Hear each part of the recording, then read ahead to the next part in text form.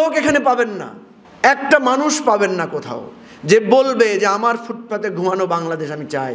আপনারা যারা মধ্যবিত্ত শ্রেণীর লোক তারা দেখবেন রাস্তা দিয়ে কোনো একটা ট্রাফিক সিগন্যালে যখন আপনি দাঁড়াবেন, আপনার দরজায় কিছুক্ষণ পরপরই টক টক শব্দ শুনতে পান না?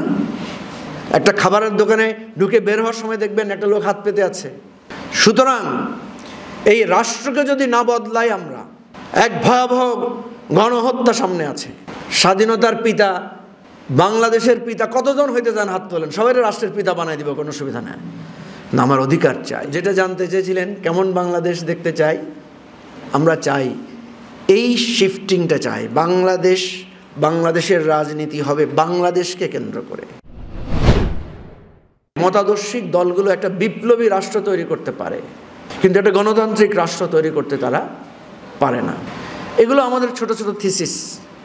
এরপরে আমরা দেখলাম যে আরেক ধারার দল আছে যারা অত কঠোর মতাদর্শ নির্ভর না, তারা ইনক্লুসিভ, তারা ডেমোক্রেটিক, তারা যথেষ্ট পরিমাণ উদার, কিন্তু তারা সুশৃঙ্খল না। তাদের মধ্যে একটা মোটিভেশনাল, জাতিকে একটা সুনির্দিষ্ট ধারে পরিচালনা করার যে প্রপোজিশন সেটা অনুপস্থিত। তারা ক্ষমতায় যায়, তারা পপুলার, তাদের প্রচুর ভোট, তাদের প্রচুর সমর্থন, কিন্তু তাদের পক্ষে সুশাসন দেয়া, সুশৃঙ্খল একটা রাষ্ট্র তৈরি করা, রাষ্ট্রকে একটা স্বপ্নের জায়গায়, গণতান্ত্রিক জায়গায় নিয়ে যাওয়ার যথেষ্ট ঘাটতি আছে। ফলে এই দুই জায়গায় আমরা দুই ধরনের স্ট্রেংথ দেখলাম, আবার দুই ধরনের থ্রেট বা উইকনেস আমরা দেখলাম। আমরা ভাবলাম যে উভয় পক্ষের স্ট্রেংথকে যদি একসাথ করা যায় আর উইকনেসগুলোকে যদি বাদ দেওয়া যায়, ইন বিটুইন একটা মডারেট রাজনৈতিক দল গঠন করা সম্ভব কিনা।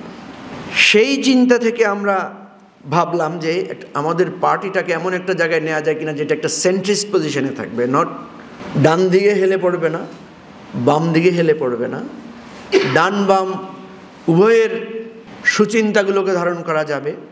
মতাদর্শিক জায়গা থেকে ডেমোক্রেসি অ্যান্ড সোশ্যাল জাস্টিস যেটাকে আমরা বলি সেটাকে ধারণ করবে, এবং মূল্যবোধের জায়গায় রাখবে আমাদের এই কয়েকশো বছরের মুক্তির যে সংগ্রাম, এবং আমাদের এখানে যে মানুষের মধ্যে যে ধর্মপ্রাণ একটা অনুভূতি আছে সকল ধর্মের মধ্যে, এই ধর্মের অহিংস বাণী বা প্রাণটাকে, সম্প্রীতিটাকে, মূল্যবোধটাকে অ্যাকোমোডেট করে আমরা একটা রাজনৈতিক দল দাঁড় করাতে পারি কিনা, গড়তে পারি কিনা। আমরা বিভিন্ন দেশে বিভিন্ন রাজনৈতিক দল অধ্যয়ন করা শুরু করলাম।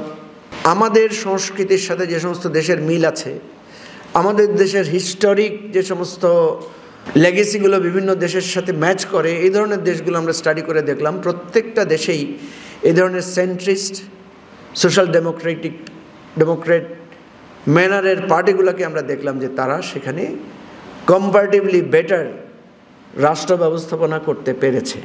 সেই জায়গা থেকে আমরা ভাবলাম যে যেই পাশ্চাত্যকে আমরা উন্নত রাষ্ট্র ব্যবস্থাপনার জন্য অনুসরণ করি, যাদেরকে আমরা মনে করি তারা অনেক ভালো রাষ্ট্র ব্যবস্থাপনা তৈরি করেছে, তাদের রাজনৈতিক প্রপোজিশনগুলো আমরা অধ্যয়ন করতে গিয়ে দেখেছি সেই সমস্ত রাজনৈতিক দলগুলোর মূল ফোকাস হচ্ছে যে যেহেতু মতাদর্শিক জায়গা বিরোধ তৈরি করে, কিভাবে আমাদের এই বিরোধটা দূর করে রাষ্ট্রের জায়গায় আমরা একসাথে কাজ করতে পারি।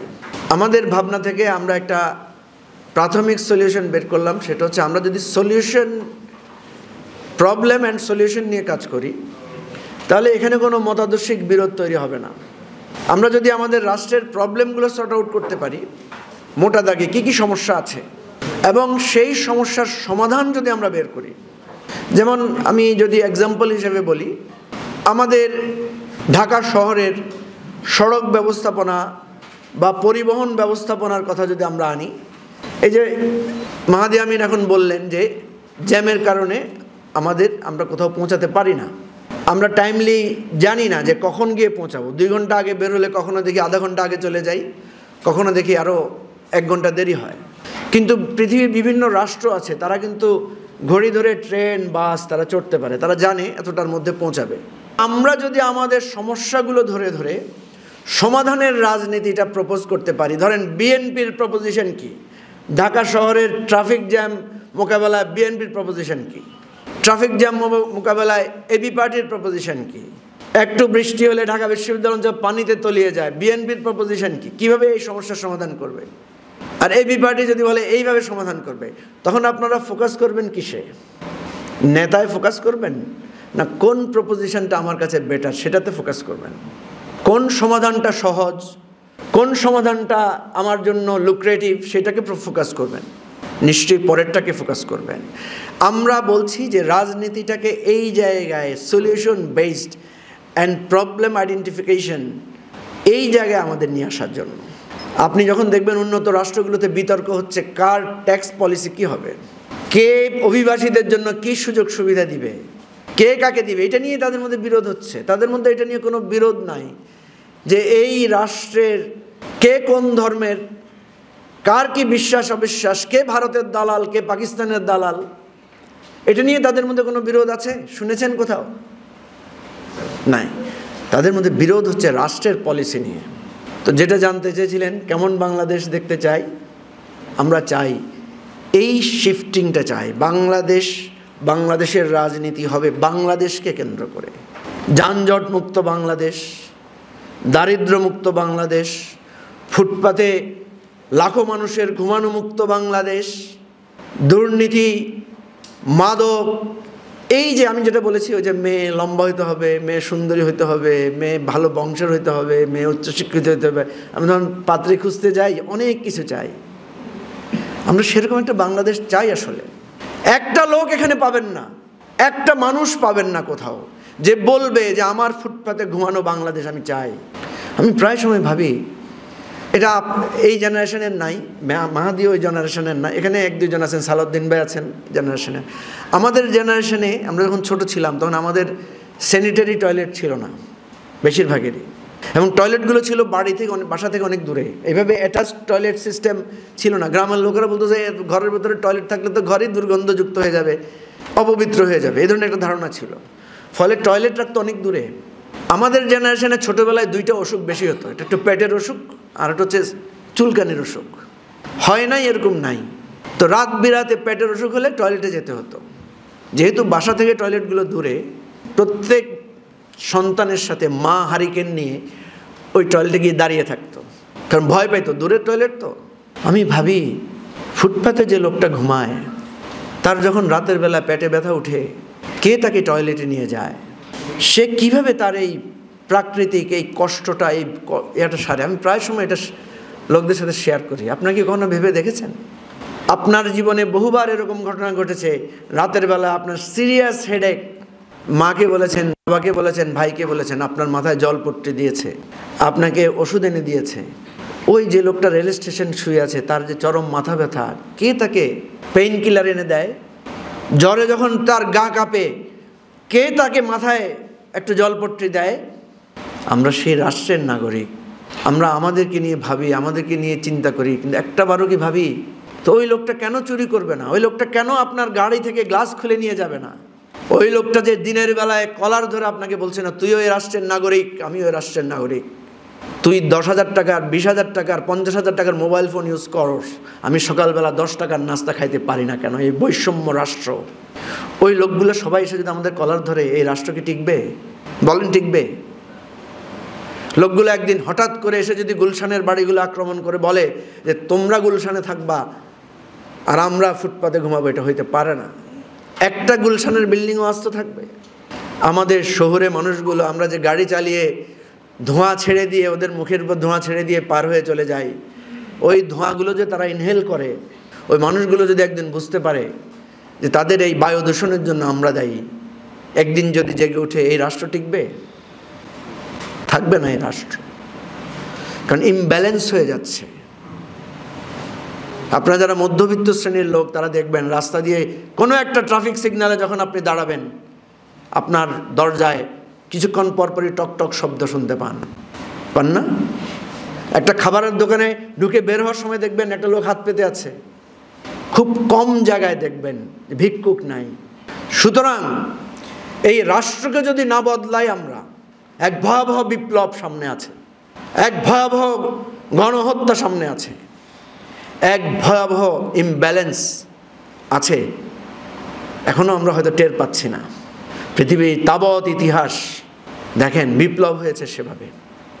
দুর্ভাগ্যজনকভাবে পৃথিবীর কোনো বিপ্লব, বেশিরভাগ বিপ্লবই ব্যর্থ হয়েছে, বেশিরভাগ গণ অভ্যুত্থান ব্যর্থ হয়েছে।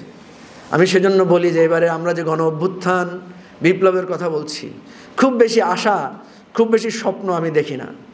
একটাই সাফল্য যে আমরা শেখ হাসিনাকে এখান থেকে তাড়াতে পেরেছি। এই বিপ্লবের, এই গণ অভ্যুত্থানের এইটাই তো A+, এটাই তো GPA 5। কারণ শেখ হাসিনা এমনভাবে জেঁকে বসেছিল যে আমরা ভেবেছিলাম যে তার মৃত্যু ছাড়া আমাদের মনে হয় আর মুক্তি নাই। এবং তার মৃত্যুর পরে তার জেনারেশনও সে আবার ঠিকঠাক করে ফেলেছে, তৈরিও করে ফেলেছে।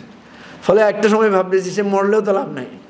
প্রিয় ভাই ও বন্ধুগণ, সেজন্য আমি কোনো বিস্তারিত আলোচনায় না গিয়ে আমি বলছি যে আমরা সেরকম একটা বাংলাদেশ দেখতে চাই, সেরকম একটা বাংলাদেশ আমরা নিতে চাই। আমাদের অঙ্গীকার হচ্ছে আমরা একটা ওয়েলফেয়ার স্টেট করব বাংলাদেশকে। ওয়েলফেয়ার স্টেট কি? খুব সহজে, যেখানে শিক্ষা, চিকিৎসা ফ্রি, যেখানে বাসস্থানের নিশ্চয়তা আছে, যেখানে মানুষের কর্মসংস্থানের ব্যবস্থা আছে, কেউ বেকার থাকবে না, শিক্ষাটাই তৈরি হবে তার কর্মসংস্থানের আলোকে। আমরা তো এখনো ভোট কীভাবে দিব এটাই এখন পর্যন্ত ঠিক করতে পারি নাই। আমার ভোট আমি দিতে পারছি না যুগের পর যুগ। ভালো পরীক্ষা দিয়েও আমি নিশ্চয়তা পাচ্ছি না আমি টিকব কিনা। আমি যা খাচ্ছি ভেজাল খাচ্ছি, বিষ খাচ্ছি, এরকম বহু নেগেটিভ কথা আপনাদেরকে বলতে পারবো। আসেন আশা দিয়ে শেষ করি। আমরা যদি এরকম একটা সলিউশন বেসড পলিটিক্সে যেতে পারি, এই যদি অঙ্গীকার হয়, আমাদের মতাদর্শিক মতবাদ ব্যক্তি কেন্দ্রিক রাজনীতি আর নয়, রাজনীতি হবে সমস্যা সমাধানমূলক, রাজনীতি হবে অধিকার ভিত্তিক।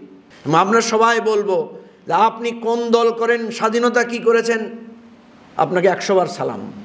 স্বাধীনতার পিতা, বাংলাদেশের পিতা কতজন হইতে চান হাত তোলেন, সবাই রাষ্ট্রের পিতা বানাই দিব, কোনো সুবিধা নেই না। আমার অধিকার চাই। আপনারা যদি 100 জন এসে বলেন আমার জাতির পিতা মানো, আমার মানতে কোনো অসুবিধা নেই। যদি আপনাকে জাতির পিতা মানার পরে আমার বেকাররা চাকরি পায়, আপনাকে জাতির পিতা মানার পরে ঢাকা শহরের যানজট দূর হয়, আপনাকে জাতির পিতা মানার পরে যদি ড্রেনেজ ব্যবস্থা ঢাকা শহরে ভালো থাকে, আপনাকে জাতির পিতা মানার পরে আমি বেতন পাওয়ার পরে বাসায় নির্বিঘ্নে আসতে পারি, কোনো ছিনতাইকারী আমার বেতন ছিনিয়ে না নেয়, আপনার মতো আরও 10টা জাতির পিতা মানতে আমার অসুবিধা নাই। কিন্তু এই রাষ্ট্র আর একটা বার একটা পিতার কান্না শুনতে চায় না যে পিতা বলবে এই দেশে আর থাকবো না। সেই রাষ্ট্রের জাতির পিতা হইলে কি আর মাতা হইলে কি? সেই রাষ্ট্রের আপনি কত বড় নেতা আর কত বড় এমপি, কত বড় মন্ত্রী, কি আসে যায়? প্রিয় ভাই ও বন্ধুগণ, জানি না আমরা পারবো কিনা, পৌঁছাতে পারবো কিনা। অনেকেই হয়তো স্বপ্ন দেখেছিলেন, বাস্তবতা স্পর্শ করতে পারেন নাই। আমরা সেই স্বপ্নটা দেখছি যে এমন একটা দেশ যার হয়তো 30টা সমস্যা যদি আমরা সমাধান করতে পারি, একটা জায়গায় এসে দেশটা দাঁড়াবে। এবং সেটার জন্য একটা সলিউশন বেসড প্রপোজিশন লাগবে। এবং আমি আশা করি বাংলাদেশ, আমাদের যে স্টাডি ফোরাম, এই ক্ষেত্রে আমাদের জন্য কাজ করবে, আমাদেরকে প্রশ্ন করবে, আমাদেরকে জবাবদিহিতায় আনবে, আমাদেরকে পথ দেখাবে। তাইলে এই নতুন ধারার রাজনীতি আমরা তৈরি করতে পারবো। সবাইকে ধন্যবাদ। আসসালামু আলাইকুম।